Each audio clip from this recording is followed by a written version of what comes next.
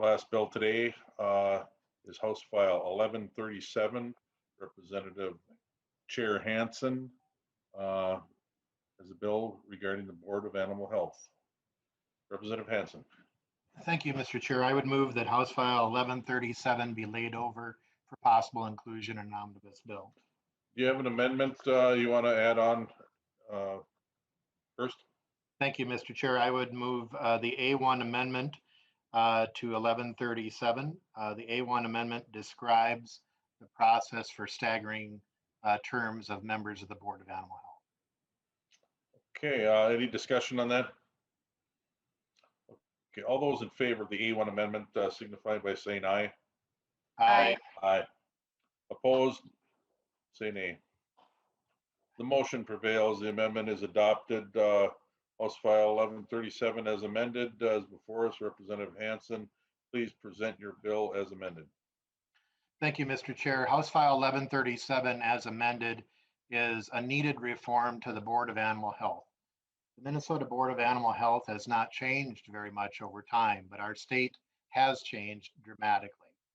Recently, in the last, I'd say 6 to 10 years ago, there was a change by adding the dog and cat breeders regulation into the Board of Animal Health. But the Board of Animal Health, as it is now, is a 5-member board. We had previously heard Chair Sundin's bill on adding a tribal member. This would add make the board 2 at-large members with seven regional members.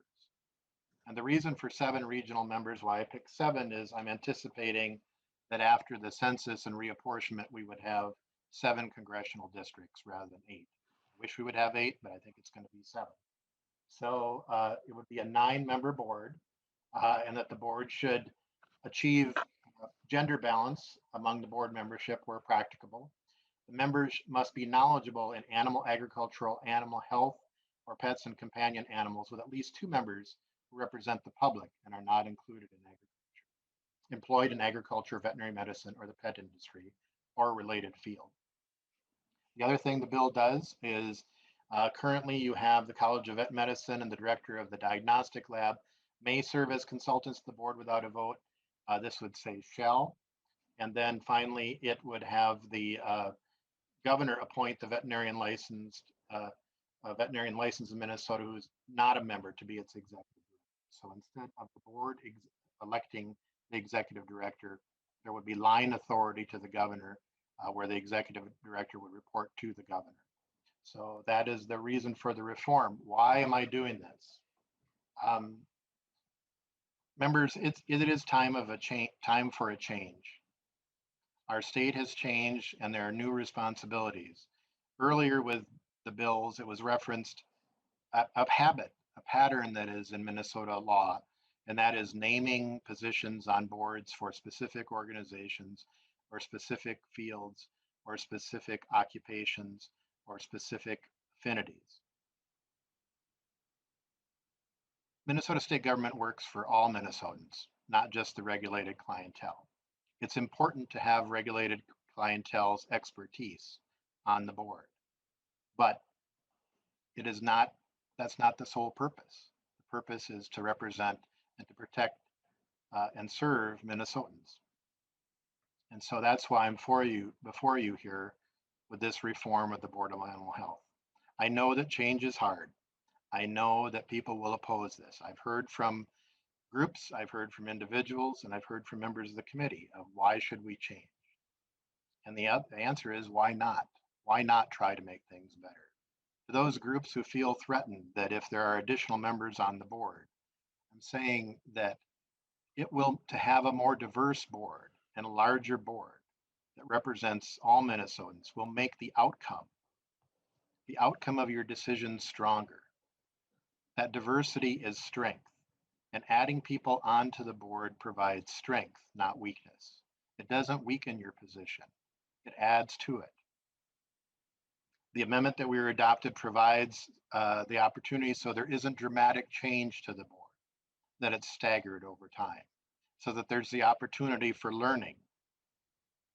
The board as it's constituted, the world of agriculture when I grew up, or many members grew up, is very different. We don't have as many veterinarians that are dealing with large livestock that travel around, like in the television program, The Amazing Dr. Pole. There's not that many amazing Dr. Poles left, but there are a lot of veterinarians that deal with dogs and cats and other pets. There's a lot, and they need a voice on there. One voice as a veterinarian is an improvement, but I think having a broader, more diverse board helps serve Minnesotans more. And I would ask for your support. Okay. In addition to the written testimony submitted by the Minnesota Deer Farmers Association, we had one person sign up to testify, Amy Cordry, farmer and member of the CWD Rulemaking Advisory Group. Amy Cordry, please. Mr. Chair, this is Identify yourself. Mr. Chair, this is Nancy. Ms. Codry had to withdraw her testimony. Thank you very much. That's the second time I've heard that, and now I'm going to remember it. So, any questions or discussions from the members for Representative Hansen, Chair Hansen? I see Paul Anderson, Representative Anderson again. Thanks, Mr. Chair and Representative Hansen. Appreciate hearing about your bill. And I know this has been talked about for a number of years, a long time, and there's some concerns. But it seems to me your overall reason for doing this is to make a change because it hasn't been changed in a long time. And change for just change's sake, I'm not sure is the correct way to proceed on this. Board of Animal Health has been extremely important to production agriculture, livestock agriculture in the state.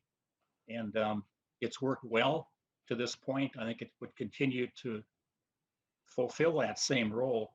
So I'm just concerned about this change that you've put forward. Yes, it does stagger terms and things like that, but I guess I would have concerns about it, and I would like to visit more with you. But as of right now, I'm not so sure I could support your bill. Thank you, Mr. Chair. Okay, we have Representative Lewick, please. Thank you, Mr. Chair. Guess I have several questions. I'm curious if the author of the bill could explain why he felt it necessary to direct the governor to achieve gender balance when he already has the authority to appoint members to the existing board. Do you have some issue with, I believe right now we have 1 female and 4 males on the current board, but is there some past issue this governor or Governor Dayton as with respect to an imbalance there that was not based on anything other than qualification? Representative Hansen. Thank you, Mr. Chair, and Representative Lewick. I think it's important to try to achieve gender balance. I think that traditionally there has been on all boards and commissions a tendency throughout many governors to just continue kind of with the status quo, and providing for gender balance brings, where practicable, provides for other voices at the table. I think it's also important to try to look at equity. I did not write that in, but I think it's important to provide perspectives and to make some changes. It adds different experiences to it. And if I could, Mr. Chair, just respond to the previous question, this is not being proposed as change for change's sake. It is being proposed for reform. The Board of Animal Health may be doing very good for some segments of agriculture, but it has responsibility beyond agriculture. And a significant responsibility was added several years ago in the pet world. And there are pet diseases that can jump into humans. And so trying to make sure we have that broad experience. And by having the gender balance where practical helps bring a variety of perspective to the board, which I think will help improve it. Thank you. Is there a follow-up, Representative Lewick? Oh, yes, sir. I certainly do, Chair. Sundin. I guess, and this is just a bit of information, I'm sure all the committee members have studied the Board of Animal Health's makeup in great detail. And I'm sure you're all aware that if you look at the 10 major programs or divisions or however you want to call it within that organization, you'll find that those senior division chiefs or whatever you want to call them happen to be female. And there are 4 males involved in there. So, and the current board has a lot to do with hiring practices within that agency. I guess the other thing is, quite quickly to the author, this business of having the governor appoint instead of the board hire. Historically, the board hires best qualified as the state veterinarian, and that person tends to stay in that job until they've either screwed up and been fired or retired. I have great concern of governors coming in and out and turning this into, oh, geez, I guess we're going to appoint a new chief veterinarian for the state. It takes years to build the kind of knowledge that most people would be looking for to have such a broad and complicated job. In fact, you'll look at most of these vets come up through that world that have been in that position. So you really think we want to take a chance on making this as simply a political appointment? Chair Hansen, response? Mr. Chair and Representative Lewick, I actually think that it would help the board to have line authority to the governor's office. That when the boards are operating independently, they may be forgotten in terms of budgeting or expertise until a crisis emerges. And Representative Lewick, I think you were here, and I think Representative Miller when we went through the high path avian influenza. We were lucky there because we had federal money that came in to help resolve that. Without that federal money, I don't think is there as much anymore. And so having that direct authority, that line authority, I think is important for accountability. Well, Representative Lurk? yes, sir. Thank you, Mr. Chair. I was definitely here on the Ag Committee for that, and I was also had a fairly lengthy history dealing and working with the Board of Animal Health, and so that the folks that are not aware how this works, when you have a large disease like this, it isn't a question of the federal government is involved with that, and the funding has nothing to do with the line authority between the state's chief veterinarian and the Board of Animal Health.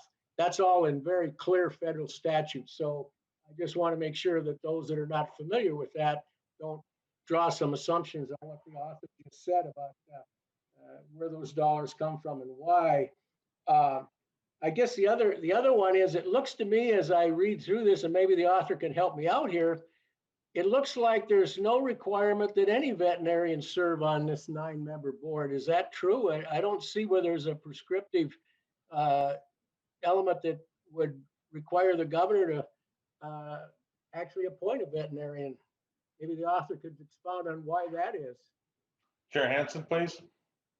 Mr. Chair and Representative Lewick, it says members must be knowledgeable in animal agriculture, animal health, or pets and companion animals. I take that, and that is my intent, that includes veterinarians.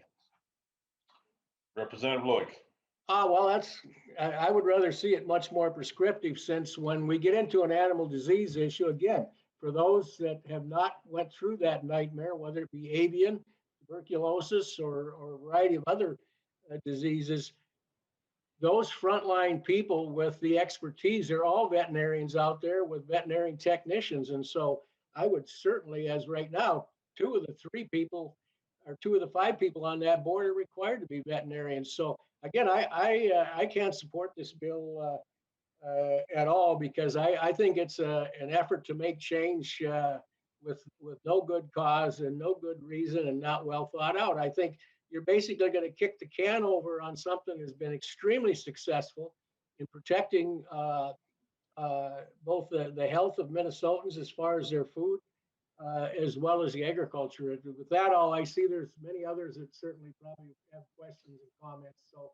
again, I think this is really turning this into something other than a very focused agency that is out there and has done a darn good job overall in protecting food sources for people in Minnesota. Thank you. Chair Hansen, do you have any response to those comments? I think that people see things from their perspective. And if you believe the board is doing good, you probably haven't had the perspective of people who don't believe there's been a good response to the chronic wasting disease. I think it's at least 3 years ago, maybe 4 years ago, that there was a legislative audit on this that recommended adding just one person to the Board of Animal Health, and nothing was done. The board will not reform itself. Thank you, Chair Hansen. Representative Burkle, please. Thank you, Mr. Chair, and I won't take a lot of time. I concur with Representative Anderson and Representative Lewick's statements. And just as someone, I can testify as someone who's lived through an avian influenza pandemic or epidemic and actually worked with the Board of Animal Health, that I'd be disappointed to see us not follow the science in this and politicize an agency that's doing a very good job. So I'm not going to go on and on. I really don't have any questions, but I can't support the bill as it stands. Not sure how gender inclusion changes anything with chronic wasting disease, but if we want to talk about that, it'd be imperative that veterinarians are included. I would agree with Representative Lewick's statement that it needs to be much more prescriptive, and I would just say that the Board of Animal Health, as it stands, is following its mission statement and doing what's necessary to protect animal health and our food industry in the state of Minnesota. Thank you, Representative Burkle. Representative Chair Hansen, would you like to respond to that? If there's other questions, I can take those and then I'll just do a close. I don't see any other hands up, so Chair Hansen, go ahead. Thank you, Mr. Chair and members of the committee. I want to address the particular issue about laning appointments, because Minnesota has had an increasing experience of laning appointments being very prescriptive of who should be on the board. That, I believe, leads to a concept called regulatory capture. Regulatory capture is a economic theory where regulatory agencies do the work of the regulated rather than the public. And when your boards and your commissions are made up of solely the regulated clientele or the regulated clientele affected, then you have a very defined and narrow perspective. What I'm trying to do here is provide that flexibility and still have that expertise, but bring additional expertise into the Board of Animal Health. It's not just about CWD and deer farming. It's not just about dogs and cats. It's different now, where we have a variety of diseases that move very quickly. We are living in a pandemic right now. And look what we've had to do. So with diseases that move through livestock or pets, we have to have that ability to move and to understand and have the diversity of opinion that leads to a good outcome for Minnesota for the future. I would renew my motion to lay over House File 1137 as amended. Okay, thank you, Representative Hansen. House File 1137 as amended is laid over.